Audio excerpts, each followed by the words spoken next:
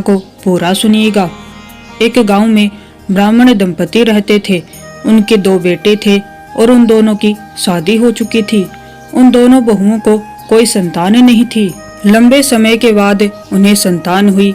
उसके बाद में शीतला सप्तमी का पर्व आया तो इस अवसर पर घर में ठंडा खाना बनाया गया। दोनों बहुओं के मन में विचार आया कि अगर हम ठंडा खाना खाएंगे तो बच्चे बीमार हो सकते हैं। दोनों बहुओं ने बिना किसी को बताए 2 बाटी बना ली। सास बहुओं ने शीतला माता की पूजा की और कथा सुनी। उसके बाद में सास तो शीतला माता के भजन गाने लगी और दोनों बहुएं बच्चों का बहाना बना करके घर पर आ गई। दोनों ने घर पर आकर गरम खाना खाया और इसके बाद जब सास घर पर आई तो सास ने उन दोनों बहुओं को खाना खाने के लिए कहा तो दोनों बहुओं ने काम का बहाना लगा करके खाना नहीं खाया और दोनों बहुएं काम में लग गई।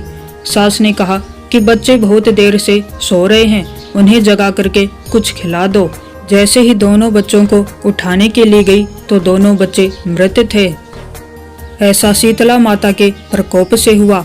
दोनों बहुओं ने रो रो कर अपनी सास को सारी बात बता दी। सास ने दोनों को बहुत सुनाया और कहा कि तुमने अपने बच्चों के लिए शीतला माता की अवहेलना की है।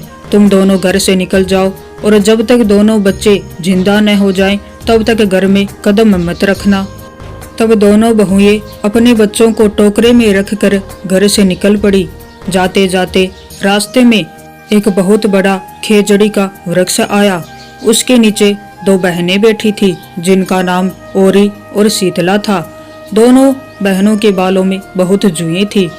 दोनों बहुएं भी काफी थक गई थी तो वह भी उसी वृक्ष के नीचे आराम करने के लिए बैठ गई।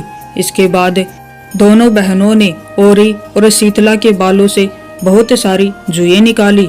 जुओं के निकल जाने से उन्हें काफी अच्छा लगा। उन्होंने कहा कि तुमने हमारे बालों से जुएं निकाल करके हमें शीतलता का अनुभव कराया है। तुम दोनों ने हमारे मस्तक को ठंडा किया है। वैसे ही तुम्हारा पेट भी ठंडा हो जाए, तुम्हारे पेट को शांति मिले। तब दोनों बहुओं ने कहा कि पेट का दिया हुआ ही तो लेकर के हम मारी मारी भटकती हैं, परंतु शीतला माता के दर्शन नहीं हुए। इतने में शीतला माता बोल उठी कि तुम दोनों दुष्ट हो, दुराचारिणी हो, तुम्हारा मुँह तो देखने के लायक ही नहीं है। शीतला सप्तमी के दिन ठंडा भोजन करने के बदले तुम दोनों ने गर्म भोजन किया है। इतना सुनते ही दोनों बहुओं ने शीतला माता को पहचान लिया। दोनों शीतला माता से वंदना करने लगी।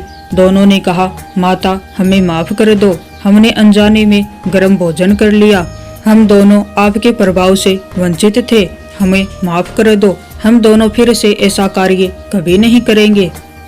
दोनों की बातें सुनकर शीतला माता को उन पर तरस आ गया और उन्होंने उन दोनों बच्चों को जिंदा कर दिया। इसके बाद दोनों बहुएं अपने बच्चों को लेकर के घर लौट आई और उन्होंने बताया कि उन्हें शीतला माता के दर्शन हुए थे। दोनों का धूमधाम से स्वागत करके गांव में प्रवेश करवाया। बहुओं ने कहा, हम गांव में शीतला माता के मंदिर का निर्माण करवाएंगे और चैत्र महीने में शीतला सप्तमी के दिन सिर्फ ठंडा ही भोजन करेंगे। तो ये थी शीतला सप्तमी की पौराणिक कथा। अगर आपको कथा अच्छी लगी